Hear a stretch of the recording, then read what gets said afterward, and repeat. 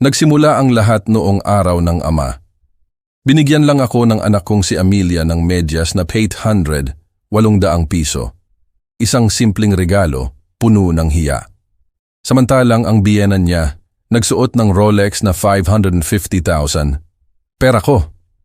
Para sa anak na iyan, ipinagbenta ko ang lahat ng pangarap ko. Ako ang ilaw ng tahanan na nagbayad ng lahat, pero naging walang utang na loob sila. Akala nila wala akong magagawa. Pero, hindi nila alam ang sikreto ko. May trump card ang lolo ninyo. May lihim na yaman akong protektado ng isang will. Huli na nang nagmakaawa si Amelia. Ngayon, babawiin ko ang aking dangal. Bibigyan ko sila ng aral. Pakinggan ninyo ang kwento ko, i-like at i-share. Kwentuhan mo ako. Saan kayo nanonood? Nakapresyo pa ito ng halos 800, 800 piso. At nakangiti siya na parabang nagbigay siya ng isang malaking kayamanan. Pero nang hapong iyon, nakita ko sa kamay ng biyenan ng anak ko, si Ginoong Eduardo, ang isang Rolex watch na nagkakahalaga ng mahigit 550,000 daos, 500,000. At alam kong pera ko ang ipinambili niyon. Iyon daw ay vital expense o importante raw na gastusin ayon kay Amelia. Pagkatapos noon, 17 beses niya akong tinawagan. Nagmamakaawa, "Daddy, huwag mo namang gawin ito." Pero huli na. Nasa isang landas na ako na wala ng lugar para sa pagsisisi. Bago tayo magpatuloy, paki-like at mag-subscribe muna sa channel na ito. At ipaalam ninyo sa amin sa comment section kung saan kayo nakikinig sa kwentong ito. Ang sikat ng araw ay sumisilay sa mga bintana ng sala, nagpinta ng gintong guhit sa luma naming sofa kung saan ako nakaupo. Naghihintay ako kay Amelia. Ipinangako niya ang isang sorpresa para sa araw ng mga ama. At sa kabila ng maraming taon ng tahimik na pagkadismaya, may munting ningas ng pag-asa na gumising sa aking puso.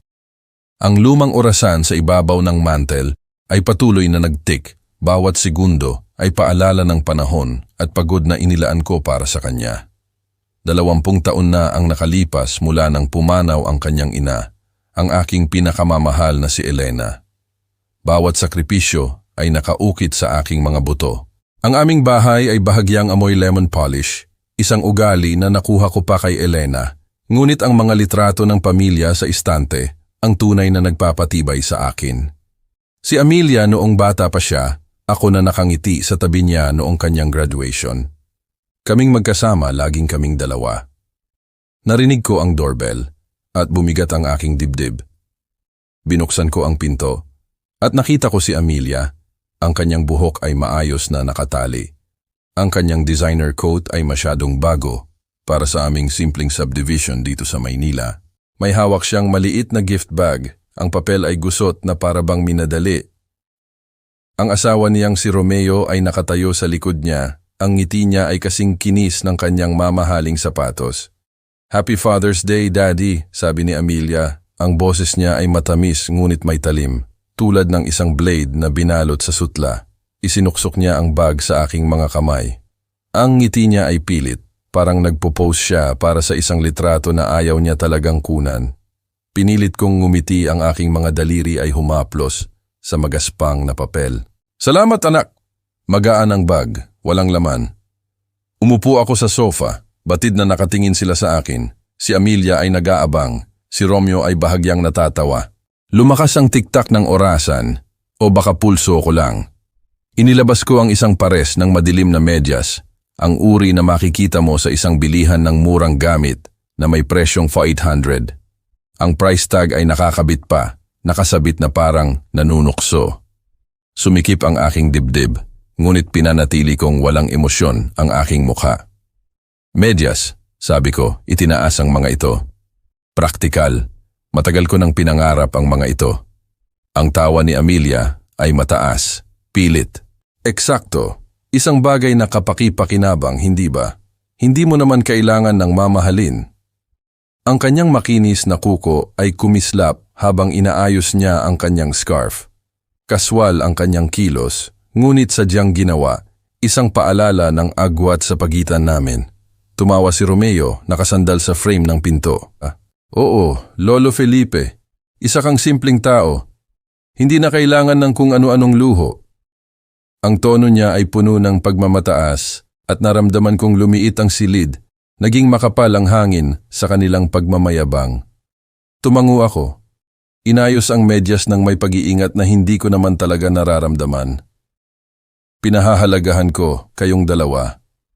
Ang aking boses ay matatag, ngunit ang aking mga kamay ay bahagyang nanginginig, nagtatraidor sa unos sa loob ko. Sinulyapan ko ang litrato ng aking yumaong asawa, si Elena. Ang kanyang malambot na mga mata ay nakatingin mula sa frame. Nabigo ba ako sa kanya, pinalaki ang isang anak na tinatrato ako na parang isang obligasyon lang? Masakit ang pag-iisip na yon, ngunit pilit ko itong binalewala. Magkakape ba kayo? Tanong ko. Alam ko na ang sagot. Ay, may plano kami, sabi ni Amelia, tiningnan ang kanyang telepono. Dinner with Ginoong Eduardo, ang tatay ni Romeo. Alam mo naman siya laging nagho-host. Nagpalitan sila ng mabilis na tingin ni Romeo, isang kislap ng hindi ko matukoy. Sekreto marahil o tagumpay. Kinalyo ang aking sikmura, ngunit hinayaan ko na lang. Umalis sila sa pinto sa loob lamang ng ilang minuto, iniiwan ang bahay na mas tahimik kaysa dati. Ang tiktak ng orasan ngayon ay parang martilyo sa aking bungo. Dinala ko ang medyas sa kusina. Kailangan kong kumilos, gumawa ng isang bagay. Sumabit ang gift bag sa gilid ng counter. Ang tissue paper ay napunit. Inilapag ko ang medyas at kumuha ng mug. Ang aking mga kamay ay hindi matatag. Noon ako tinamaan ng alaala. Ang tuition fee ni Amelia sa kolehiyo na umaabot sa 2,000, 2 milyong piso bawat taon. Ito ay binayaran sa pamamagitan ng pagbebenta ng aking pangarap na mag-retire sa Batangas ng simpleng bahay bakasyunan sa tabing dagat. Sinabi ko sa sarili ko na sulit ito, na dadalhin niya ang pagmamahal ng aming pamilya pasulong. Ang mug ay nadulas sa aking pagkakahawak, nabasag sa tile floor. Tinitigan ko ang mga piraso, matalim at hindi na maayos, humihingal ako. Aging wala ba ang lahat ng iyon? Winalis ko ang mga bubog. Bawat pagdami ng basag ay nagpapalakas sa kirot sa aking dibdib. Umuugong ang boses ni Amelia sa aking isip. Isang bagay na kapakipakinabang, hindi ba? At nagtaka ako kung kailan siya tumigil na makita ako bilang kanyang ama at nagsimulang makita ako bilang isang paraan lang para makamit ang kanyang gusto. Ang kusina ay amoy kape ngayon, mapait at nakapagpapabigat sa loob.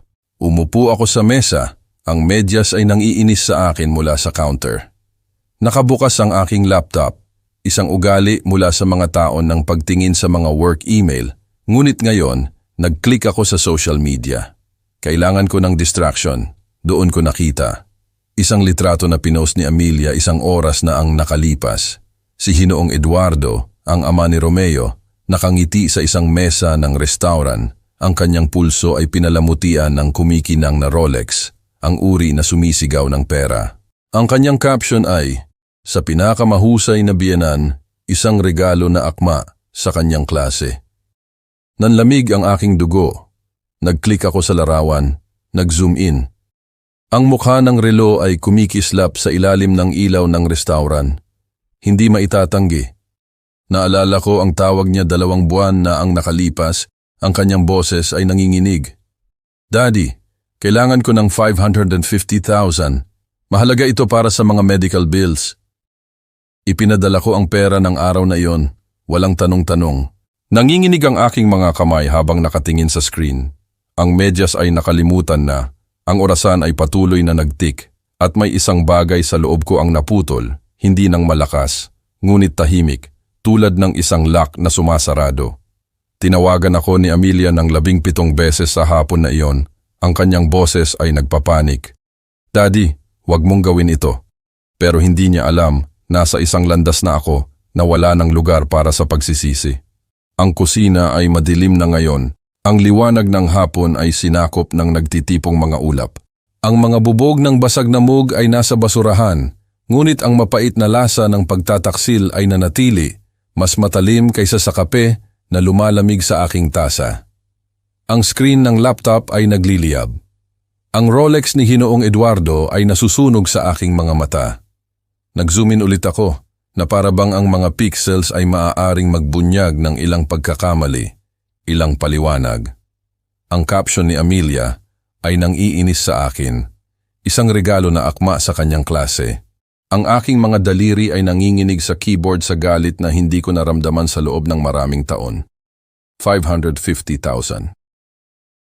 Pera ko na tinawag niyang vital expense, ngayon ay kumikinang sa pulso ng kanyang biyenan habang ako ay may hawak na medyas na 800 lang. Isinara ko ang laptop ng padabog. Ang tunog ay matalim laban sa katahimikan ng kusina. Ang orasan sa sala ay patuloy na nagtik, walang awa. Bawat segundo ay paalala ng mga tao na ibinigay ko sa kanya.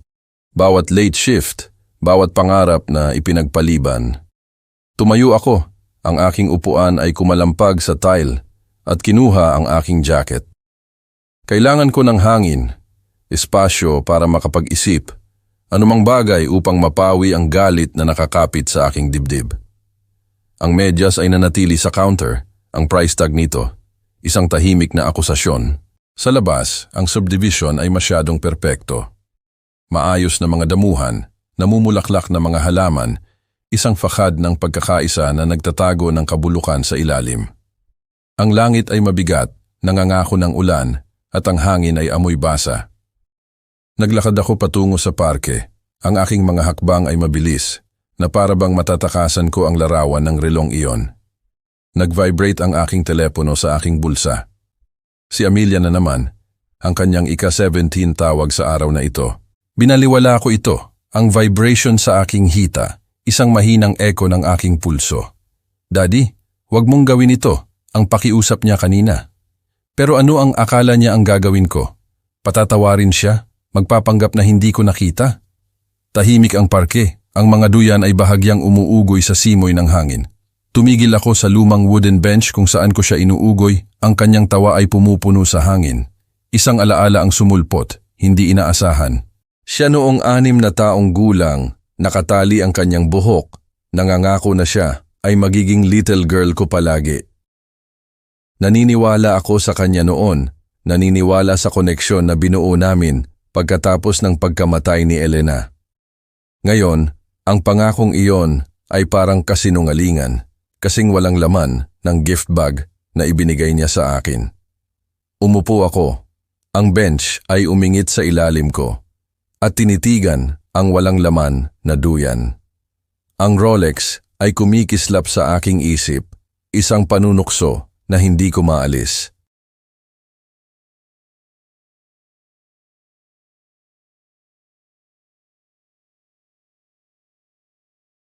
Ikiniling ni Mang Carlos ang kanyang ulo, nagtataka, ngunit iniwagayway ko ito. Kailangan ko lang maglakad. Tumango siya, kinamot ang tainga ng kanyang aso. Nakita ko ang anak mo sa Greenbelt noong nakaraang buwan. Alam mo na doon sa magarang jewelry store sa Oak Street o isang sikat na high-end street sa Makati. Parang pumipili siya ng malaking bagay. Tumawa siya, walang kamalay-malay sa bombang ibinaba niya. Mukhang mahilig siya sa mamahaling gamit, hindi ba? Sumikip ang aking lalamunan. Oo, sagot ko. Talaga. Umikot ng bahagya ang parke. Lumabo ang mga kadena ng duyan. Ang jewelry store, ang Rolex. Patuloy na nagsalita si Mang Carlos tungkol sa panahon, ngunit halos hindi ko siya naririnig. Nagtakbo ang aking isip, pinagsasama-sama ang mga piraso. Si Amelia, hindi sa opisina ng doktor, kundi sa isang kumikinang na tindahan. Ginagastos ang pera ko para sa isang relo para kay Hinoong Eduardo. Lalong lumalim ang pagtataksil, isang blade na umiikot sa aking tiyan. Kailangan kong umuwi bago umulan, sabi ni Mang Carlos, nag-jogging paalis na kumaway. Nakatayo ako, ang unang patak ng ulan ay tumama sa aking jacket. Lumiit ang parke, ang duyan ay isang relic ng isang buhay na wala na. Naglakad ako pabalik, ang aking mga hakbang ay mas mabigat ngayon. Ang galit ay nagiging isang bagay na mas malamig, mas nakatuon.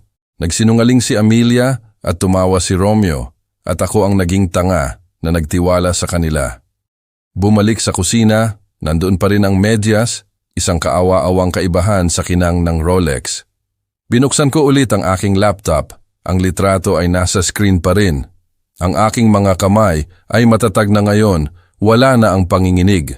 Nag-type ako ng Oak Street Jewelry Store Sa search bar, ang aking panga ay mahigpit. Ang orasan ay nagtik, ngunit hindi lang oras ang nawawala. Ito ang ilusyon ng aking anak. Nag-click ako sa website ng tindahan. Isang plano ang nabubuo, matalim at matatag. Kailangan kong malaman kung totoo ang relong iyon, kung ang pagtataksil niya ay kasing kapal ng tila. Ang ulan ay tumapik sa bintana, matatag tulad ng tibok ng puso, at alam kong wala ng atrasan. Ang ulan ay tumama sa windshield habang ako ay nagpa-park malapit sa greenbelt. Ang regular na pag-swish ng wiper ang tanging tunog sa kotse. Ang aking mga kamay ay mahigpit na nakakapit sa manibela. Ang mga buko ay maputla. Isang nakatiklop na printout ng litrato ng Rolex ni Hinoong Eduardo ang nakatago sa aking jacket. Ang pagkabigla kahapon ay tumigas sa magdamag at naging isang malamig. Walang tigil na pangangailangan na malaman ang katotohanan. Ang skyline ng Maynila ay nakaumbok sa gitna ng drizzle. Ang bakal at salamin nito ay walang pakialam sa bagyong nagbabanta sa loob ko. Lumabas ako, ang hangin ay matalim sa amoy ng basang semento at mamahaling pabango na umaalpas mula sa mga boutiques. Ang karatula ng jewelry store ay kumikinang sa unahan, isang beacon ng katotohanan o sumpa. Sa loob, ang tindahan ay isang mundo na hiwalay sa aking simpleng bahay. Pinakintab na marble floors, mga chandelier na naghahagis ng mga prisms sa mga glass cases, ang hangin ay mabigat sa kayamanan. Isang batang clerk na naka-tailored suit ang lumapit, ang kanyang ngiti ay sanay. Maligayang pagdating, sir. May hinahanap po ba kayong espesyal? Ang kanyang boses ay makinis, ngunit nahuli ko ang mabilis na sulyap sa aking gusot na jacket, ang aking mga sapatos. Hindi ako nabibilang dito at alam niya iyon. Hindi rin si Amelia, ngunit naglakad siya sa mga palapag na ito. Ginagastos ang pera ko. Kailangan ko ng impormasyon, sabi ko, inilabas ang printout. Ang aking boses ay matatag, bagaman ang aking puso ay kumakabog. Ang relong ito, binili ba ito dito? Iniladlad ko ang papel, ang imahe ng Rolex ay matigas laban sa puting background. Ang mga mata ng clerk ay kumislap sa pagkilala, at ang aking tiyan ay umikot. Nag-aalangan siya, sumulyap sa isang lalaki sa likuran. Mas matanda, kalbo, malinaw na ang manager. Hayaan mong tanungin ko ang aming jeweler, sabi niya. Kinuha ang printout at naglaho sa likod ng isang velvet curtain. Nakatayo ako. Ang katahimikan ng tindahan ay dumidiin sa akin, nasira lamang ng mahinang tiktak ng isang display clock. Ang tunog na iyon ulit. Oras na laging nawawala, laging nanunukso. Naalala ko ang tawag ni Amelia kagabi. Ang kanyang boses ay matinis sa voicemail. Daddy, please, kausapin mo lang ako. Hindi ako sumagot. Hindi pa. Ang manager ay lumabas, hawak ang printout. Ako si Ginoong Valdez, sabi niya. Ang kanyang tono ay propesyonal ngunit maingat. Ito ay isang Rolex Daytona. Oo, nagbenta kami ng isa na tulad nito noong Marso. Ibinigay niya pabalik ang papel. Ang kanyang mga mata ay nag-aaral sa akin. Maari ko bang itanong kung bakit kayo nagtatanong? Sumikip ang aking lalamunan, ngunit pinanatili kong pantay ang aking tingin. Ito ay isang regalo. Kailangan kong kumpirmahin na binili ito dito at sino ang bumili nito. Isinut ko ang aking credit card statement sa counter. Ang 560,000 na singil ay nalibutan ng pula. Hindi nanginginig ang aking kamay. Bagaman sa loob ay nagkakalat ako. Ito ang aking account. Ginamit ba ito para sa pagbili? Ang mukha ni Ginoong Valdez ay lumambot, isang kislap ng pag-unawa. Nagtap siya sa isang tablet pagkatapos ay tumango. Ang transaksyon ay tumutugma, bayad ng buo, Marso 15. Isang binibini ang bumili, kasama ng isang Ginoo. Sabi niya ay para sa isang miyembro ng pamilya. Ang kanyang mga salita ay tumama na parang suntok. Bawat isa ay nagpapatunay sa kinatatakutan ko. Si Amelia, si Romeo, pera ko, totoo ba ang relo? Tanong ko, ang aking boses ay mababa, halos unggol. Tumaas ang kilay ni Ginoong Valdez, ngunit sumagot siya. Oo, hindi kami nagbebenta ng counterfeits. Ang piraso na iyon ay 560,000 kasama ang buwis. Huminto siya. Naramdaman ang aking tensyon. May problema po ba, sir? Pilit akong ngumiti. Walang problema. Kailangan ko lang malaman. Kinuha ko ang printout at statement, maingat na tiniklop ang mga ito, na para bang ebidensya ang mga ito sa isang paglilitis. Ang mga ilaw ng tindahan ay masyadong maliwanag ngayon, ang hangin ay masyadong makapal. Pinasalamatan ko si Ginoong Valdez at bumalik sa ulan. Ang aking mga sapatos ay tumatalsik sa mababaw na mga baha. Ang katotohanan ay akin, at ito ay mas masahol pa sa inakala ko. Sa aking kotse, nakaupo ako. Ang printout ay nakayukot sa aking kamao. Nilabo ng ulan ang windshield at nakita ko ang mukha ni Amelia sa aking isip. Hindi ang babaeng nagsinungaling, kundi ang batang umiyak nang bindahehan ko ang kanyang gasgas na tuhod. Isang alaala ang sumulpot 2 buwan na ang nakalipas. Ang kanyang boses ay malambot, desperado. Para sa medical bills, Daddy. Hindi ako hihingi kung hindi ito seryoso. Naniniwala ako sa kanya, ipinadala ang pera. Naramdaman kong naging mabuting ama ako. Ngayon, naramdaman kong ako ay isang tanga. Sinulyapan ko ang aking refleksyon sa rearview mirror. Ubanin, pagod ang mga mata, ngunit may katigasan na hindi ko nakita dati. Ang lalaking nakatingin pabalik ay hindi na si Lolo Felipe na tumanggap ng medyas nang nakangiti. Siya ay isang bagong tao, isang taong ayaw nang magpaloko. Ang aking telepono ay nasa passenger seat. Ang mga missed calls ni Amelia ay nagtumpukan. 17 kahapon, 3 pa ngayon. Alam niyang nakita ko ang litrato. Alam niyang nagtatanong ako. Ang aking mga daliri ay nakakapit sa kanyang pangalan.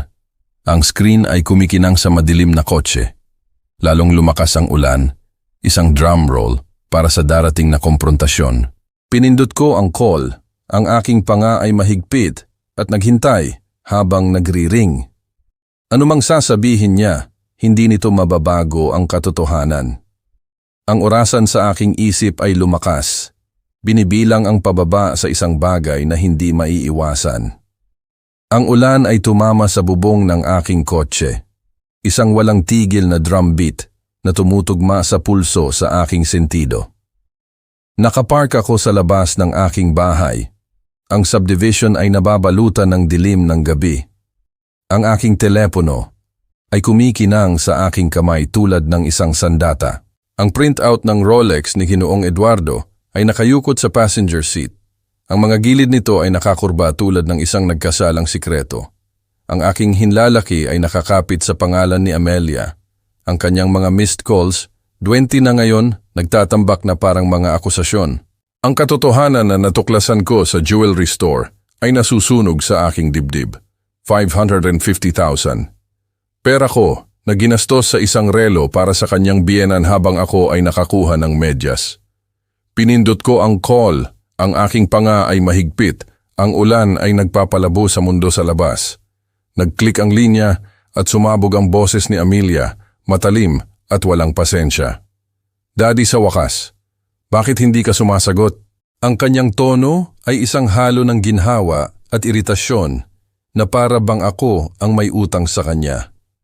Mahigpit kong hinawakan ang manibela, ang balat ay madulas sa ilalim ng aking palad at huminga ng dahan-dahan. Naging abala ako, sabi ko. Ang aking boses ay mababa, sadyang ginawa. Kailangan kong tingnan ng isang bagay. Tulad ng isang Rolex na 550,000? Ang mga salita ay tumama na parang bato at sandali ay nagkaroon ng katahimikan, tanging ang malakas na ugong ng ulan. Halos makita ko siya na naglalakad sa kanyang malinis na sala, ang kanyang makinis na kuko ay tumatapik sa kanyang telepono. Ano ang pinagsasabi mo? Sabi niya, ngunit may panginginig sa kanyang boses, isang lamat sa kanyang armor. Napakababaw mo! Napakababaw ba? Sumandal ako, ang aking mga mata ay nakatuon sa windshield kung saan ang ulan ay naguguhitan na parang luha na tumanggi akong pumatak. Pumunta ako sa tindahan Amelia sa Greenbelt. Kinumpirma nila. Ginamit mo ang aking card para kay Ginoong Eduardo. Ang aking boses ay nanatiling pantay, ngunit bawat salita ay nagdadala ng bigat ng pagtataksil.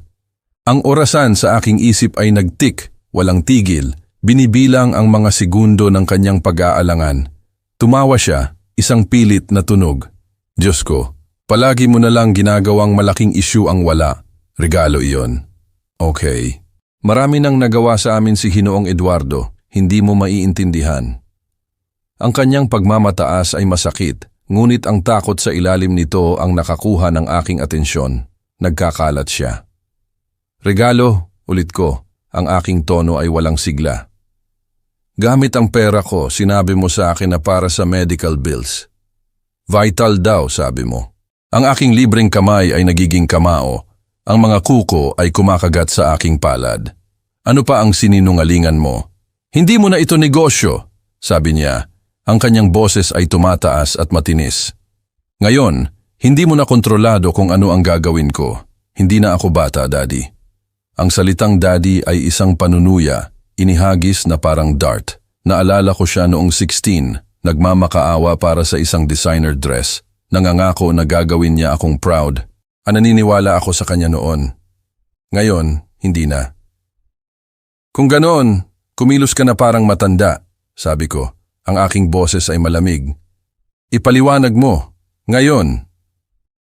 Ang ulan ay lumakas, isang kurtina na nagtatakip sa akin sa sandaling ito, sa pagtutuos na ito. Ang paghinga ni Amelia ay naririnig, mabilis at hindi pantay, at alam kong siya ay naipit. Napakababaw mo, sabi niya. Wala akong oras para dito. Ang linya ay namatay, ang katahimikan ay mas malakas kaysa sa bagyo. Tinitigan ko ang telepono. Ang kanyang mga salita ay umuugong. Napakababaw.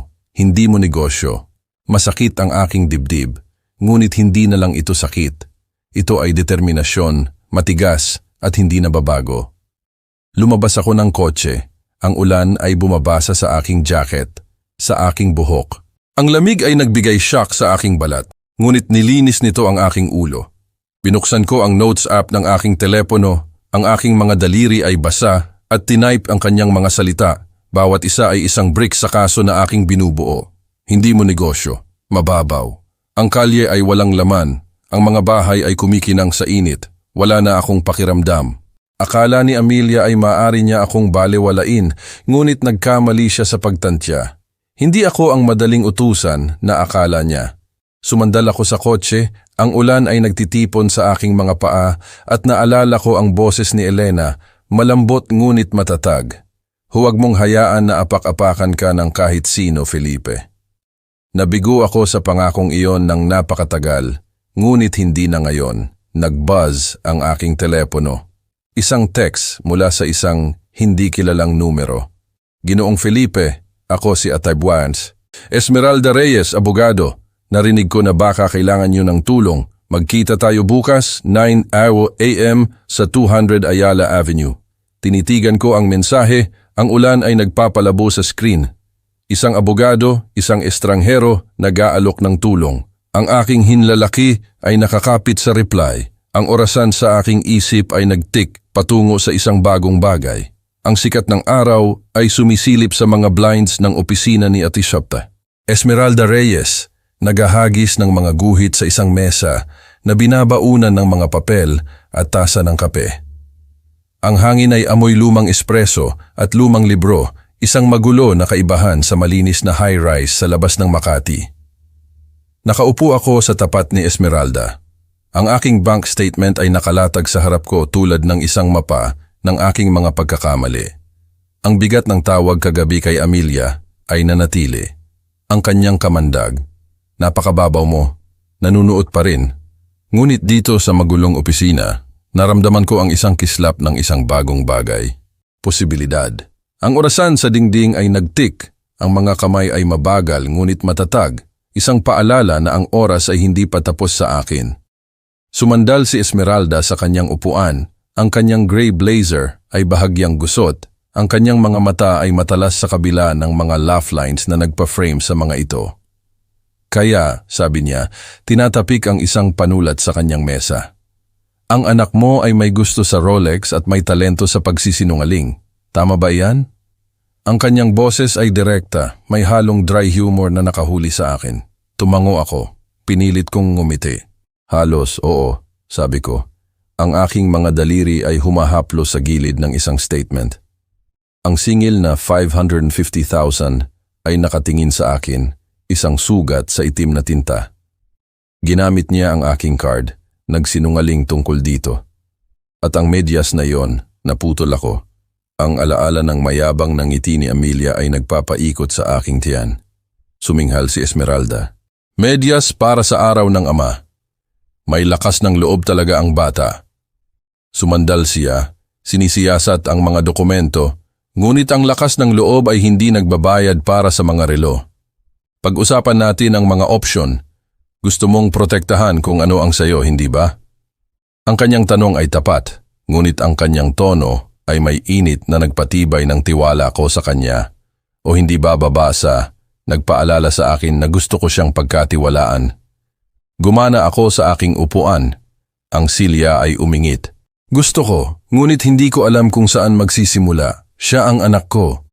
Ang mga salita ay naramdaman na mabigat, isang pag-amin ng aking kahinaan. Gumugol ako ng 20 taon sa pagbuo ng isang buhay para kay Amelia. Pagkatapos mamatay ni Elena, bawat pagpipilian ay para sa kanya.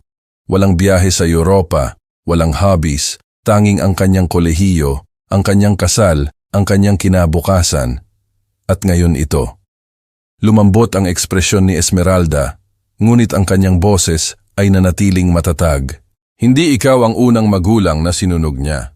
Hindi ikaw ang huli, Felipe, maliban kung kumilos ka. Isinlay din niya ang isang kontrata sa akin. Maaari akong tumulong. Simulan natin sa pag-freeze ng kanyang access sa iyong mga account. Pagkatapos, maghuhukay tayo. Tingnan natin kung ano pa ang ginagawa niya. Ang kanyang kumpiyansa ay nakakahawa.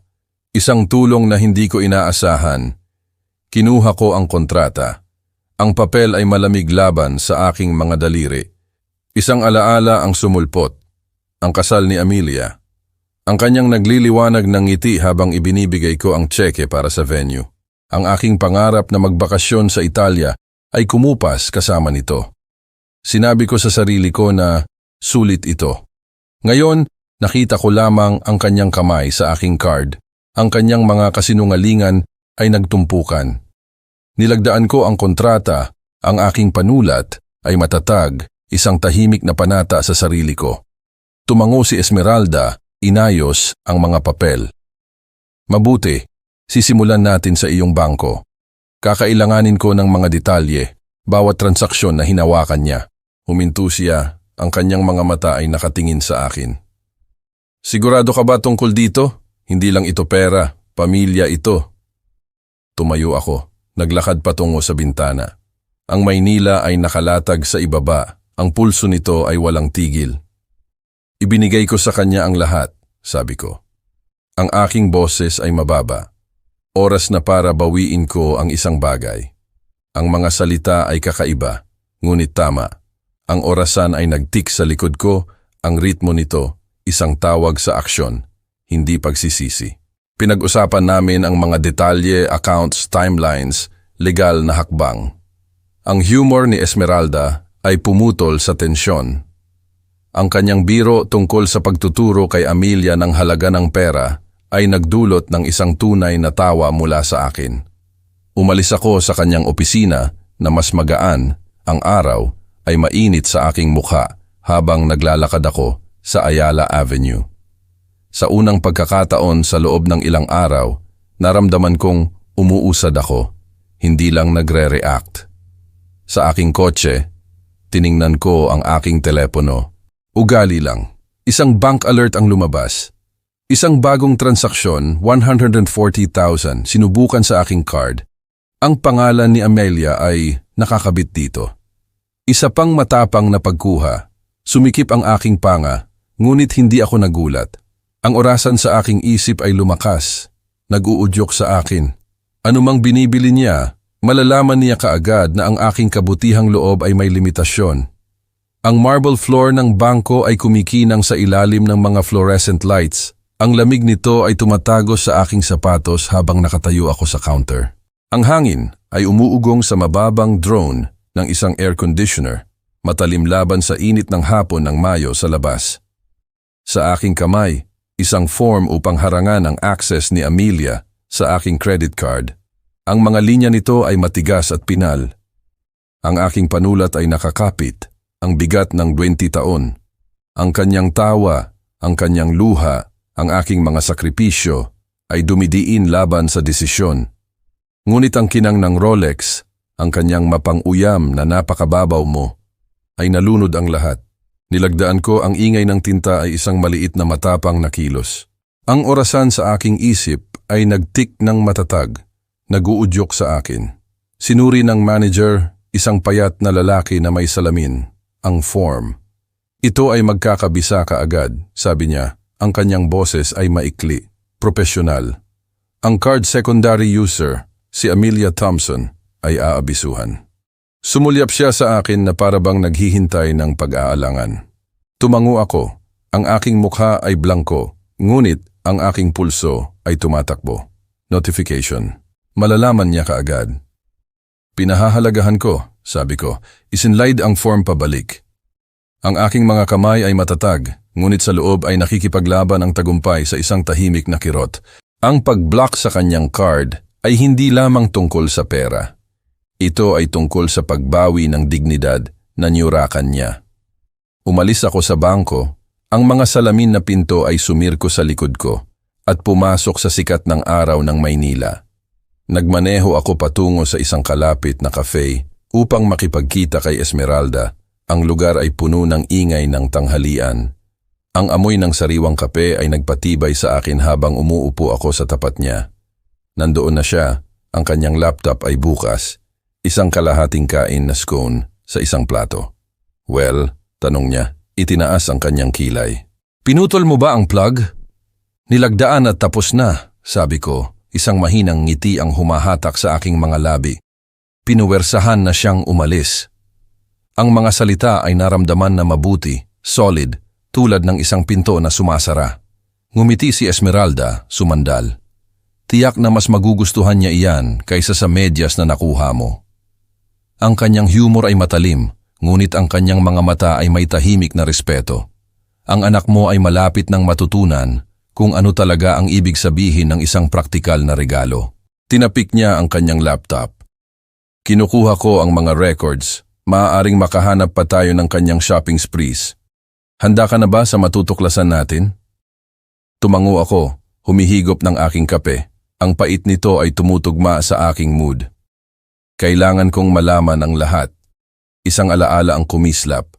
Ang kasal ni Amelia, ang kanyang kamay sa aking braso habang ibinibigay ko sa kanya ang access sa aking card. Sinasabing makakatulong ito sa kanya na magsimula ng malakas. Nagtiwala ako sa kanya, inakala kong ito ay pag-ibig. Ngayon, nakita ko lamang ang kanyang kasakiman. Ang orasan ng cafe ay nakasabit sa dingding. Ang mga kamay nito ay nagyelo sa 11:43. Isang tahimik na saksi sa aking pagbabago. Ang oras ay hindi na nawawala. Pinipigilan ko ito, kinukuha ang kontrol. Binalangkas ni Esmeralda ang mga susunod na hakbang, pagsubaybay sa paggastos ni Amelia, pagbuo ng isang kaso. Ang kanyang kumpiyansa ay nagpatatag sa akin. Ang aming alliance ay isang tulay mula sa lalaking ako noon, patungo sa magiging ako. Ginagawa mo ito para sa iyo, Felipe, sabi niya. Ang kanyang boses ay mas malambot na ngayon, hindi lang para parusahan siya. Tandaan mo iyan. Nakatingin ako sa kanya, nakikita hindi lamang isang abogado, kundi isang kaibigan, isang taong nakakita sa aking halaga nang nakalimutan ko ito. Nagbuzz ang aking telepono, sinira ang sandali. Ang pangalan ni Amelia ay kumislap sa screen. Ang kanyang tawag ay apurahan, galit. Hinayaan ko itong mag-ring, ang tunog ay nilamon ng ingay ng cafe. Nang tumigil ito, isang voicemail ang lumabas. Ang kanyang boses ay sumambulat habang pinindot ko ang play. Daddy, anong ginawa mo? Ang kanyang galit ay krudo, walang filter, isang lamat sa kanyang makinis na fasad. Inilapag ko ang telepono. Ang aking tasa ng kape ay mainit sa aking mga kamay. Tumaas ang kilay ni Esmeralda, ngunit ngumiti lang ako, payat at determinado. Ang orasan sa aking isip ay patuloy na nagtik, binibilang ang pababa sa kanyang susunod na hakbang at sa akin. Ang sala ay madilim, ang huling twilight ng Mayo ay sumisilip sa mga kortina, naghahagis ng mahabang anino sa kupas na rug. Nakaupo ako sa sofa, ang parehong sofa kung saan ko inalis ang balot ng medyas ni Amelia ilang araw na ang nakalipas. Ang alaala ngayon ay isang mapait na mantsa. Ang aking telepono ay nakalatag sa coffee table. Ang screen nito ay kumikislap sa kanyang pangalan.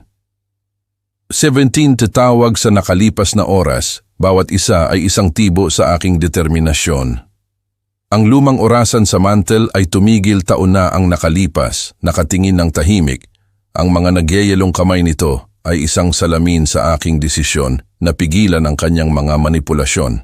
Ang mga litrato ng pamilya ay nakahanay sa istante. Si Amelia noong 5, ang kanyang buhok ay nakatali. Noong 16, ang kanyang graduation cap ay nakakiling. Ang mga sandaling iyon ay naramdaman na parang ibang buhay. Isang buhay kung saan hindi ako ang kaaway. Nag-buzz ulit ang telepono, mapilit, ang kanyang pangalan ay kumikislap na parang babala. Hinayaan ko itong mag-ring.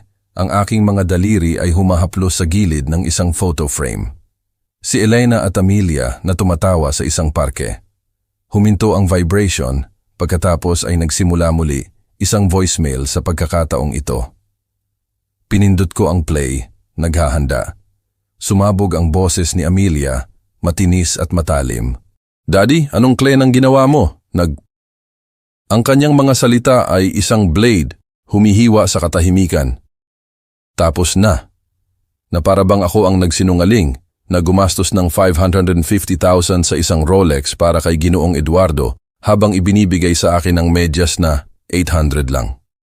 Tumayo ako, kailangan kong kumilos at naglakad patungo sa kusina. Ang hangin ay bahagyang amoy lemon polish, isang ugali na pinanatili ko para kay Elena. Nanginginig ang aking mga kamay habang pinupuno ko ang takure, ngunit ang aking isip ay matatag, tumigas sa kanyang pagtataksil. Isa pang tawag ang dumating at sa pagkakataong ito ay sumagot ako, ang aking boses ay malamig. Amelia, tigilan mo na ang pagtawag. Tigilan ang pagtawag, sabi niya. Ang kanyang tono ay isang halo ng hindi paniniwala at galit. Pinutol mo ako, Daddy. Paano ako mabubuhay? Nagpapaka-selfish ka. Ang kanyang akusasyon ay tumama na parang sampal, ngunit hindi ako natinag. Selfish. Pagkatapos ng mga taon ng pagbibigay sa kanya ng kolehiyo, ang kanyang kasal, ang kanyang mga kasinungalingan. Selfish, sabi ko. Ang aking boses ay mababa, kontrolado. Ginamit mo ang pera ko para sa isang relo para kay Ginoong Eduardo. Nagsinungaling ka tungkol sa medical bills. Ipaliwanag mo yan. Ang takure ay sumirit. Ang singaw ay kumukulot tulad ng aking galit. Ang katahimikan ay humaba sa kanyang dulo, nasira lamang ng kanyang mabilis na paghinga. Hindi iyon ang iniisip mo, sabi niya sa wakas. Ang kanyang boses ay mas malambot, mapanlinlang. Mahalaga sa amin si Ginoong Eduardo. Hindi mo maiintindihan, ayusin mo lang ang card, pakiusap. Ang pakiusap ay kalkulado, isang pakiusap ng bata mula sa isang babae na lumaki na. Hindi, sabi ko. Ang salita ay pinal. Ikaw ang gumawa ng iyong mga pagpipilian, mabuhay ka sa mga iyon. Tinapos ko ang tawag. Ang aking puso ay kumakabog, ngunit ang aking determinasyon ay buo. Nag-buzz ulit ang telepono, isa pang voicemail. Pagsisisihan mo ito, sabi niya. Hindi hahayaan ni Romeo na mangyari ito. Si Romeo, ang kanyang walang gulugod na asawa, laging nasa kanyang anino, ngayon ay isang banta. Ano ang plano nila? Inilapag ko ang telepono. Madilim na ngayon at hinawakan ang tumigil na orasan. Ang tanso nito ay malamig sa ilalim ng aking mga daliri. Isang alaala ang sumulpot. Si Amelia noong 10, tumatakbo sa akin pagkatapos ng isang away sa mga kaibigan. Ang kanyang luha ay bumabasa sa aking damit. Ako ang kanyang ligtas na lugar noon. Ngayon, ako ang kanyang balakid. Ang takure ay sumirit, matinis tulad ng kanyang boses, at nagbuhos ako ng tsaa. Ang singaw ay nagpapalabo sa aking tanawin ng kanyang litrato. Hindi na siya ang batang iyon, at hindi na ako ang ama na magpapatawad ng walang katapusan. Ang aking telepono ay nagliyab ulit, hindi si Amelia sa pagkakataong ito, kundi isang text mula kay Esmeralda. Istasyon ng pulisya bukas, 8 a.m., si Amelia at Romeo ay nag-file ng reklamo. Sasamahan kita. Bumaba ang aking tiyan, isang reklamo. Lumiit ang silid, lumalim ang mga anino. Ang katahimikan ng orasan ay nang-iinis sa akin. Ngunit tumayo ako, ang aking tsaa ay hindi nagalaw. Anumang itinatapon ni Amelia sa akin, haharapin ko ito. Nagsisimula pa lang ang laban. Ang istasyon ng pulisya ay amoy sunog na kape at tinta. Ang mga fluorescent lights nito ay nag-buzz na parang nakulong na insekto. Nakaupo ako sa isang masikip na opisina. Ang silya ay matigas sa aking likod. Isang Manila folder ang nakabukas sa mesa sa harap ko. Si Pulis Morales, isang malaking lalaki na may nag-aalinlangan na nakakunot ang noo, ay nagbabrowse sa reklamo ni Amelia. Ang kanyang mga mata ay sumisipat sa akin na para bang ako ang kriminal. Si Esmeralda ay nakaupo sa tabi ko. Ang kanyang blazer ay matalas. Ang kanyang presensya ay isang kalasag. Sa labas, ang umaga sa Maynila ay kulay abo. Ang mga ulap ay mababa. Nagre-reflect sa bigat sa aking dibdib. Si Amelia at Romeo ay bumawi. Inakusahan ako ng financial abuse dahil sa pagputol ng kanilang access sa aking pera. Ang kapalaluan ay nasusunog, ngunit ang matatag na tingin ni Esmeralda ay nagpatibay sa akin. Nilinis ni Pulis Morales ang kanyang lalamunan. Ang kanyang boses ay magaspang. Ginoong Felipe, ang iyong anak at manugang ay nag-aangkin na pinaghihigpitan mo ang kanilang access sa pondo ng pamilya na nagdudulot sa kanila ng hirap. Maaari mo bang ipaliwanag? Ang kanyang tono ay nagpapahiwatig na ako ay nagkasala na at ang aking mga kamay ay humigpit sa panulat na hawak ko. Ang plastic na gilid nito ay kumakagat sa aking palad. Pondo ng pamilya, sabi ko. Ang aking boses ay pantay ngunit may gilid. Pera ko iyon. Gumastos sila ng 550,000 nito sa isang relo para sa ibang tao. Hinarangan ko ang kanilang access upang pigilan ang pagnanakaw. Ang salitang pagnanakaw ay nakabitin sa hangin. Mabigat. Totoo. Tumaas ang kilay ni Pulis Morales sumulat ng nota. Sumandal si Esmeralda, ang kanyang boses ay matinis, naguutos, Pulis, ang aking kliyente ay may karapatan na protektahan ang kanyang mga ari-arian. Ang kanyang anak, si Amelia, ay maling nagbigay ng mga gastusin, ginamit ang kanyang card para sa hindi autorisadong pagbili. Mayroon kaming bank statements, resibo, at kumpirmasyon ng jeweler. Hindi ito pang-aabuso. Ito ay pagtatanggol sa sarili. Isinlide niya ang isang folder sa mesa, ang kanyang mga paggalaw ay tumpak. Sinuri ni Pulis Morales ang mga dokumento, ang kanyang nakakunot na noo ay lumalim. Sabi dito ang pagbili ay para sa isang Rolex. Sinasabi mo bang nagsinungaling siya tungkol sa layunin? Ang kanyang pag-aalinlangan ay lumipat, ngayon ay nakatuon sa kwento ni Amelia at naramdaman ko ang isang kislap ng pag-asa. Eksakto, sabi ko, nakatingin sa kanya. Sinabi niya sa akin na para sa medical bills, hindi pala. Isang alaala ang kumislap. Si Romeo sa aking bahay taon na ang nakalipas, nangangako na aalagaan si Amelia. Ang kanyang ngiti ay masyadong makinis. Ngayon kasama siya sa nag-file ng reklamo. Ang kanyang pangalan ay nakascroll sa tabi niya, isang duwag na nagtatago sa likod ng galit ni Amelia.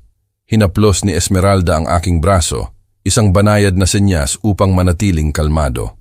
Pulis, patuloy niya, ang reklamo na ito ay para lang gumante. Si Ginoong Felipe ay kumilos sa loob ng kanyang mga karapatan. Kung mayroon man, isinasaalang-alang namin ang mga kaso para sa fraud. Ang kanyang tono ay bakal at sumandal si Pulis Morales, muling sinusuri. Ire-review namin ito, sabi niya, isinara ang folder. Ngunit kakailanganin ko ng mga statement mula sa magkabilang partido. Tumayo siya, hudyat ng katapusan, at naramdaman kong lumaki ang silid. Ang presyon ay bahagyang bumababa. Kinolekta ni Esmeralda ang kanyang mga papel. Ang kanyang kumpiyansa ay hindi natitinag. Sa kanyang kotse, ang hangin ay mas mainit. Ang amoy ng balat at mint gum, isang ginhawa mula sa pagkaluma ng istasyon. Desperado sila, sabi niya, sumulyap sa akin. Nag-file ng reklamo. Mahinang galaw yon. Hawak natin sila sa leeg. Tumango ako, nakatingin sa maulap na lungsod. ang pangalan ni Romeo sa reklamong iyon. Hindi ko inasahan na gagawin niya iyon. Ang aking boses ay tahimik, ngunit masakit ang pagtataksil. Palagi siyang anino ni Amelia, kontento na hayaan siyang magplano. Ngayon, nasa laban siya. Takot siya, sabi ni Esmeralda, isang ngiti ang humahatak sa kanyang mga labi. Pareho sila, pero hindi pa tayo tapos. Naisip mo na ba ang iyong will, Felipe? Maaaring oras na para muling isulat ang ilang bagay. Ang kanyang mga salita ay tumama ng malambot, ngunit nagdala sila ng bigat, isang binhi ng isang plano. Inilabas ko ang aking notebook, ang mga pahina nito ay puno na ng mga kasinungalingan ni Amelia at isinulat ang will. Ang panulat ay naramdaman na mabigat, bawat stroke ay isang hakbang patungo sa isang bagay na pinal. Ang lungsod ay lumabo at nagtaka ako kung gaano kalayo ang pupuntahan ni Amelia upang panatilihin ang kanyang hawak sa akin. Ang orasan ni Esmeralda ay mahinang nagtik, isang paalala na ang oras ay akin upang bawiin. Ang opisina ng notaryo ay isang bulsa ng kalmado sa gitna ng sikat ng araw ng Maynila. Ang hangin nito ay makapal sa amoy ng lumang papel at pinakintab na kahoy. Nakaupo ako sa isang mabigat na oak table, isang tumpok ng mga dokumento ang nasa harap ko. Bawat pahina ay isang brick sa pader na aking binubuo laban sa kasakiman ni Amelia. Si Esmeralda ay nakatayo sa malapit, sinuri ang mga clauses ng may sanay na mata. Ang kanyang presensya ay nagpapatatag sa akin. Ang araw ng tagsibol ay sumasala sa matataas na bintana, nagpapainit sa silid, ngunit malamig ang aking mga kamay habang hinahawakan ko ang panulat. Ang muling pagsulat ng aking will, pagputol kay Amelia, ay isang kutsilyo sa aking puso, ngunit isa ring susi sa aking kalayaan. Ang orasan sa aking isip ay nagtik, hindi na nang iinis, ngunit naguudyok sa akin.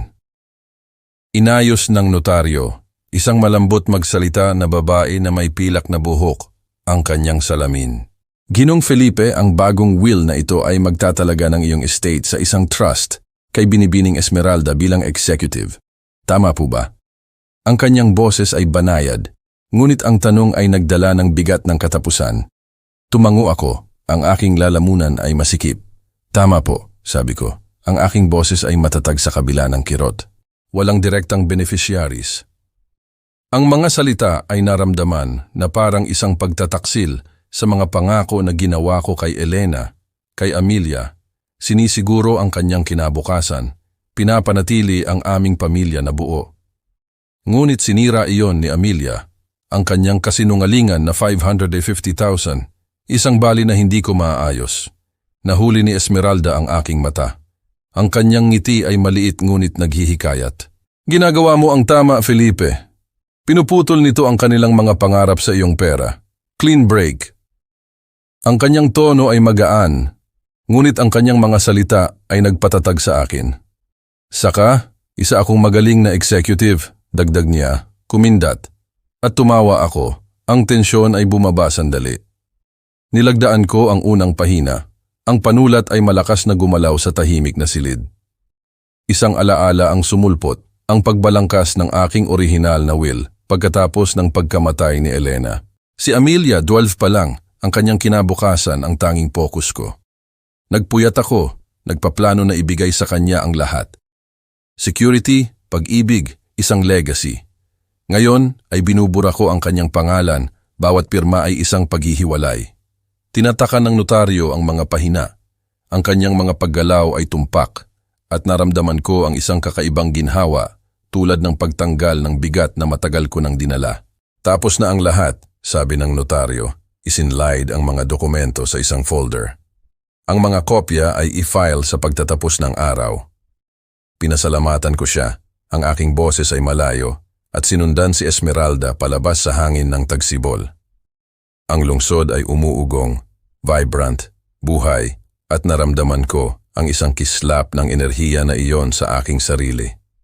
Naglakad kami sa isang kalapit na parke. Ang damo ay matingkad na berde. Ang tawa ng mga bata ay umaalpas mula sa isang palaruan. Umupo ako sa isang bench, si Esmeralda ay nasa tabi ko, ang kanyang katahimikan ay nakakaginhawa. Isang ibon ang lumipad sa malapit Ang mga pakpak nito ay humihiwa sa langit at nakita ko ito bilang isang senyales. Kalayaan na mahirap makuha, ngunit akin. Nagbabago ang lahat, sabi ko. Ang aking boses ay mababa. Talagang wala na siya ngayon. Tumango si Esmeralda. Ang kanyang mga mata ay nakatuon sa mga batang naglalaro. Hindi nawawala, Felipe. Hindi mo na siya pasanin. Binabawi mo ang iyong buhay. Ang kanyang mga salita ay malambot, ngunit nagdala sila ng lakas na kailangan ko. Naalala ko ang mga voicemails ni Amelia, ang kanyang mga banta, at wala akong naramdamang pagsisisi, tanging determinasyon. Mayroon pa tayong magagawa, sabi ni Esmeralda. Ang kanyang tono ay nagbabago, cryptic. Si Ginoong Eduardo, halimbawa, mayroon akong ilang ideya, ngunit kailangan nating mag-ingat. Hindi siya nagpaliwanag at hindi ako nagtanong. Nagtitiwala sa kanyang mga instincts. Ang clock tower ng parke ay tumunog ng tanghali. Ang tunog nito ay malinaw. Isang paalala ng oras na umaandar, hindi bumabalik. Nag-buzz ang aking telepono. Sinira ang sandali. Ang pangalan ni Ginoong Eduardo ay kumislap sa screen. Isang tawag, hindi text. Felipe, kailangan nating mag-usap, sabi ng kanyang boses sa voicemail. Magaspang ngunit apurahan. Magkita tayo sa aking opisina bukas, 10 AM. Tinitigan ko ang telepono, ang paglipad ng ibon ay isang malayo na tuldok. Ano ang gusto ng biyenan ni Amelia? Ang orasan sa aking isip ay lumakas. Binibilang ang pababa sa mga sagot na hindi ako sigurado kung handa ako. Ang paglubog ng araw ay nagpinta sa skyline ng Maynila sa mga kulay amber at rose. Ang liwanag nito ay halos hindi lumalambot sa malamig na elegance ng malaking mansyon ni Ginoong Eduardo. Naglakad ako sa mabibigat na oak doors. Ang marble foyer ay kumikinang sa ilalim ng ilaw ng chandelier. Bawat prism ay naghahagis ng matatalim na refleksyon tulad ng katotohanan na dala ko. Ang nota ni Esmeralda, nakatago sa aking bulsa, ang nagpatawag sa akin dito. Alam na ni Ginoong Eduardo, maghanda. Ang aking puso ay kumakabog, hindi sa takot, kundi sa bigat ng hustisya na papalapit. Ang hangin ay amoy pinakintab na kahoy at kayamanan, isang matigas na kaibahan sa aking simpleng bahay. Ngunit nakatayo ako ng matangkad, ang aking determinasyon ay isang kalasag. Ang orasan sa aking isip ay nagtik, matatag, minarkahan ang sandali na ang mga kasinungalingan ni Amelia ay mabubunyag. Si Ginoong Eduardo ay naghihintay sa study. Ang kanyang malawak na frame ay matigas sa likod ng isang mahogany desk. Ang kanyang mukha, karaniwang mahigpit ngunit patas, ay nakaukit sa galit. Ang kanyang mga mata ay madilim habang mahigpit niyang hinawakan ang isang velvet box. Si Esmeralda ay nakatayo sa malapit. Ang kanyang blazer ay matinis. Ang kanyang ekspresyon ay kalmado ngunit alerto. Felipe, sabi ni Ginoong Eduardo, ang kanyang boses ay mababa, magaspang. May utang ako sa iyong paghingi ng paumanhin. Isinlid niya ang kahon sa mesa, ang nilalaman nito ay hindi maitatanggi. Isang Rolex, ang binili ni Amelia gamit ang 550,000 ko. Ngayon ay isang simbolo ng kanyang pagtataksil. Hindi ko ito hinawakan. Ang aking mga kamay ay matatag sa aking tagiliran. Hindi mo alam, sabi ko. Ang aking tono ay pantay. Bagaman ang aking pulso ay tumatakbo. Nagsinungaling siya sa aming dalawa.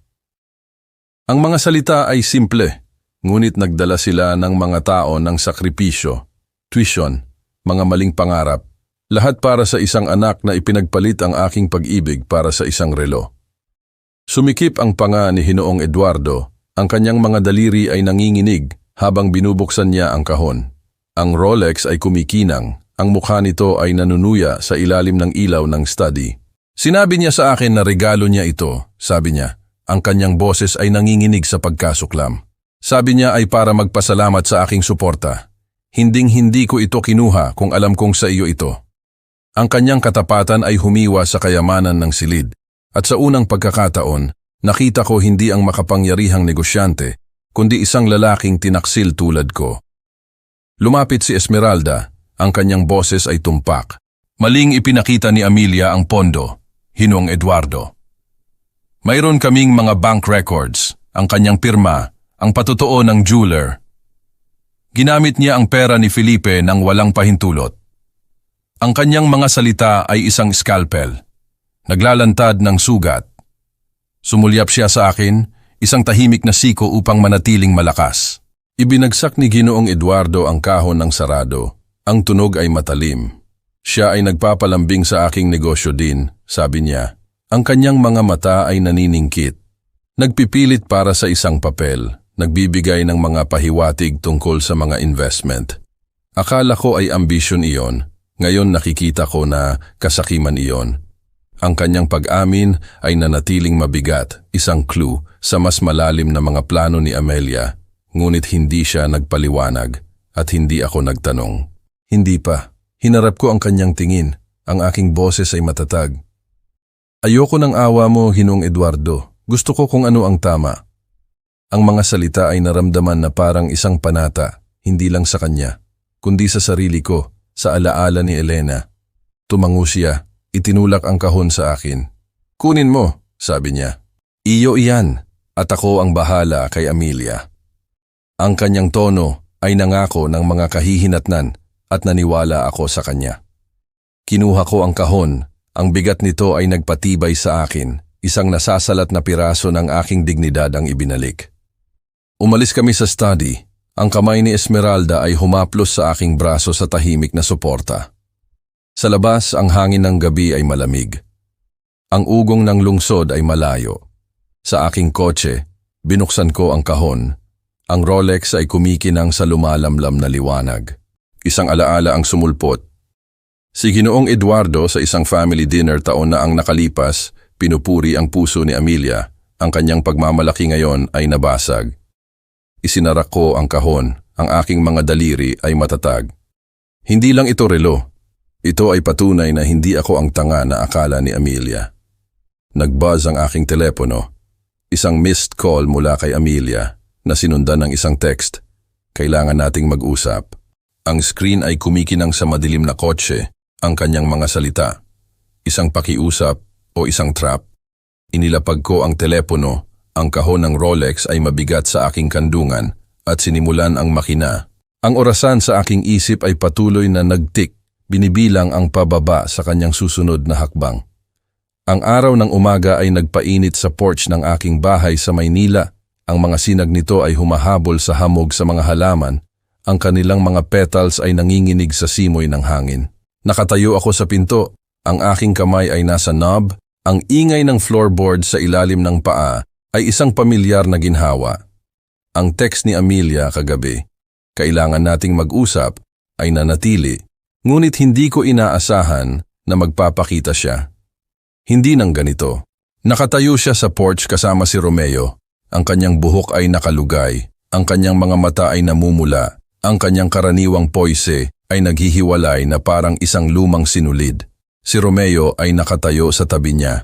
Ang kanyang tingin ay nakatuon sa lupa. Ang kanyang mga kamay ay nakasuksok sa kanyang bulsa. Ang paningin sa kanila, hubad sa kanilang pagmamataas, ay hindi nagdulot ng awa. Tanging isang tahimik na lakas sa akin.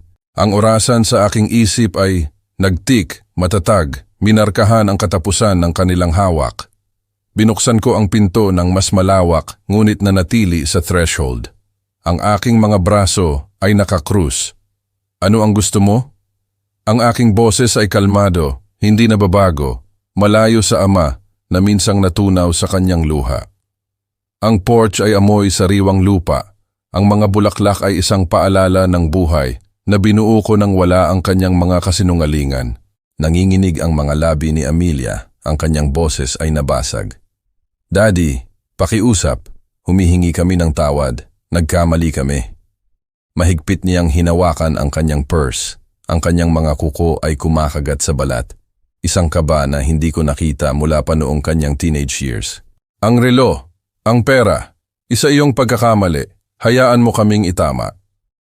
Ang kanyang mga mata ay naghanap sa akin, desperado.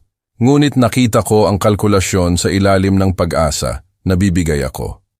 Nilinis ni Romeo ang kanyang lalamunan. Ang kanyang boses ay mahina. Oo, Felipe, hindi namin sinasadyang saktan ka. lumabas sa kamay ang mga bagay. Sumulyap siya kay Amelia na para bang naghihintay na siya ang mamuno. Ang kanyang karuwagan ay kasing linaw ng dati. Naalala ko siya sa kanilang kasal. Nangangako na tatayo sa tabi niya. Ang kanyang mga salita ngayon ay walang laman. Naglakad ako sa porch. Ang kahoy ay umingit sa ilalim ng aking bigat at sumandal sa railing. Isang pagkakamali, sabi ko. Ang aking tono ay matalim ngunit kontrolado. Gumastos kayo ng 550,000 ng pera ko sa isang relo para kay Ginoong Eduardo. Nagsinungaling kayo tungkol sa medical bills. Nag-file ng reklamo sa pulisya. Hindi iyan pagkakamali. Iyan ay isang pagpipilian. Ang aking mga salita ay nasukat. Bawat isa ay isang bato sa pader na binuo ko laban sa kanila. Ang mga luha ni Amelia ay tumulo, ngunit hindi nila ako ginagalaw. Nawalan kami ng lahat. Bulong niya. Ang kanyang boses ay nabasag. Galit na galit si Ginoong Eduardo. Pinutol niya kami. Pakiusap, Daddy. Kailangan ka namin. Ang pag-amin ay nagpapahiwatig ng mas malalim na pagkawala ang kanyang mga plano sa negosyo ni Ginoong Eduardo marahil, ngunit hindi siya nagpaliwanag at hindi ko inisip na magtanong. Tumayo ako. Ang aking tingin ay matatag. Ginawa niyo ang inyong mga pagpipilian. Mabuhay kayo sa mga iyon. Ang mga salita ay umalingaw-ngaw sa aking naunang determinasyon, ngayon ay isang mantra. Isang alaala ang kumislap. Si Amelia noong 7, nagpipilit ng isang crayon drawn card sa aking mga kamay. Ang kanyang ngiti ay dalisay. Ang batang iyon ay nawala, pinalitan ng estranghero na ito na nagmamakaawa para sa kapatawaran na hindi ko maibibigay. Kumana si Romeo, bumulong. Gagawin namin ang anumang bagay, Felipe. Sabihin mo lang. Ang kanyang desperasyon ay kaawa-awa, ngunit lalo lang akong tumigas. Umiling ako, bumalik sa pinto. Wala nang natitira pang sabihin, sabi ko. Ang aking boses ay pinal. Ang mga hinges ng pinto ay umingit habang itinutulak ko ito, isang simbolo ng barrier sa pagitan namin. Ang mga hikbi ni Amelia ay sumunod sa akin, ngunit hindi ako lumingon. Sa loob ang sala ay tahimik, ang tumigil na orasan sa mantle, isang tahimik na saksi sa aking pagpipilian. Isinara ko ang pinto, ang latch ay nag-click at sumandal ako dito, ang aking hininga ay matatag. Nag-buzz ang aking telepono sa coffee table. Ang pangalan ni Esmeralda ay nagliliyab sa screen. Sumagot ako, ang kanyang boses ay maliwanag. Felipe, may oras ka ba para maglakad? Parke, tanghali. Kailangan nating pag-usapan ang huling hakbang. Ang kanyang mga salita ay nagdala ng pangako. Isang pahiwatig ng isang bagay na mas malaki. Sinulyapan ko ang saradong pinto. Ang porch ay wala na at naramdaman ko ang orasan sa aking isip na nagtik patungo sa isang kinabukasan na handa akong angkinin. Ang parke ay buhay sa huling vibrancy ng Mayo. Ang hangin sa Maynila ay matamis sa namumulaklak na mga bulaklak at sariwang gupit na damo. Naglakad ako sa tabi ni Esmeralda. Ang graba ng daan ay umaalpas sa ilalim ng aming mga hakbang. Ang araw ay mainit sa aking mukha. Sa aking bulsa, isang tseke mula sa jeweler na bumili ng Rolex. 540,000 pagkatapos ng mga bayarin, isang halaga na napagdesisyunan ko ng ibigay. Ang bigat ng pagtataksil ni Amelia, na minsang bato sa aking dibdib, ay nawala, napalitan ng isang tahimik na kalayaan. Ang mga bata ay tumawa sa mga duyan. Ang kanilang mga boses ay isang melody ng posibilidad at naramdaman ko rin yon. Isang bagong simula, mahirap makuha ngunit akin. Ang orasan sa aking isip ay mahinang nagtik ngayon, hindi binibilang pababa, kundi pasulong. Siko ni Esmeralda ang aking balikat, ang kanyang mga mata ay kumikinang sa kalokohan. Sana ay bumili ka ng yacht gamit ang perang iyan, Felipe. O hindi kaya, isang magarang relo para sa iyong sarili. Ang kanyang tono ay magaan, nang aasar, ngunit ang kanyang ngiti ay may pagmamalaki. Nakasama niya ako sa bawat hakbang, mga bank forms, istasyon ng pulisya, ang will, at ngayon dito. Ang kanyang pagkakaibigan ay isang regalo na hindi ko inaasahan. Tumawa ako, ang tunog ay madali. Pinili ko ang kapayapaan sa halip, sabi ko. tinapik ang tseke sa aking bulsa. Ang children's shelter sa Tondo. Mas marami silang magagawa sa pera kaysa sa akin. Ang desisyon ay dumating ng natural. Isang paraan upang gawing isang bagay na mabuti ang pagtataksil ni Amelia. Tumango si Esmeralda, ang kanyang ekspresyon ay lumambot. Magandang pagpipilian, sabi niya, sinipa ang isang pebble. Bagaman naghihintay ako para sa isang coffee date sa susunod na maging mapagbigay ka, ang kanyang kindat ay nagdulot ng tawa mula sa akin at naramdaman ko ang init na hindi lang ang araw. Isang kislap marahil ng isang bagay na higit pa, bagaman wala sa amin ang nagpangalan dito. Nakarating kami sa lawa. Ang ibabaw nito ay kumikinang sa ilalim ng liwanag ng tanghali. Naglabas ako ng isang patag na bato. Ibinato ito sa tubig. Ang mga ripples ay kumalat sa perpektong bilog. Isang alaala ang sumulpot. Naglalakad dito kasama si Elena, ang kanyang kamay sa akin. Nangangako na haharapin namin ang mundo ng magkasama. Nawala ko siya, pagkatapos ay si Amelia. Ngunit ngayon ay natagpuan ko ang aking sarili. Ang mga ripples ay kumupas. Ngunit ang kanilang epekto ay nanatili tulad ng mga pagpipilian na ginawa ko. Kanina, bumisita ako sa opisina ng shelter, isang simpleng espasyo na may peeling paint at seryosong staff. Ang direktor, isang babae na may mabait na mga mata, ang kumuha ng tseke, ang kanyang pasasalamat ay nakakahambol. Magbabago ito ng mga buhay, Ginoong Felipe, sabi niya, at tumango ako, ang aking lalamunan ay masikip. Ang Rolex, na minsang simbolo ng pagtataksil, ay naging isang tulay sa isang bagay na mas mahusay. Tumigil si Esmeralda sa tabi ng isang bench, ang kanyang tingin ay nasa lawa. Malayo na ang narating mo, alam mo, sabi niya. Ang kanyang boses ay mas tahimik na ngayon. Mula sa medyas hanggang dito. Hindi masama para sa isang lalaki na akala ay nawala ang lahat. Ang kanyang mga salita ay tumama ng banayad, isang paalala ng lalaking ako noon at ng magiging ako. Umupo ako sa tabi niya, ang bench ay mainit mula sa araw. Hindi ko ito magagawa kung wala ka, sabi ko, nakatingin sa kanyang mga mata. Binigyan mo ako ng pagkakataon na lumaban. Ang katotohanan ay simple, ngunit malalim. Nakita niya ang aking halaga nang hindi ko ito nakita. Ngumiti si Esmeralda, sinuklay ang isang hibla ng buhok mula sa kanyang mukha. Sumama ka sa akin, Felipe. Mayroon akong bagong proyekto, community fund. Baka kailangan ng isang lalaki na may puso na tulad mo. Ang kanyang alok ay malabo, isang pinto na iniwang nakabukas at gusto ko ang misteryo nito, ang pangako ng isang kinabukasan na hindi pa nasusulat. Ibinato ko ang isa pang bato, pinapanood ang mga ripples na kumalat. Ang parke ay umuugong sa buhay at ako ay bahagi nito. Hindi na nakatali sa mga kasinungalingan ni Amelia o sa aking sariling pagdududa. Tumayo si Esmeralda, inialay ang kanyang kamay at kinuha ko ito. Ang kanyang hawak ay mainit, matatag.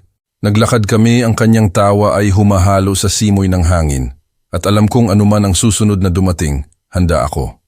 Ang orasan sa aking isip ay mahinang nagtik. Isang ritmo ng pag-asa ang gumagabay sa akin sa isang buhay na kinita ko.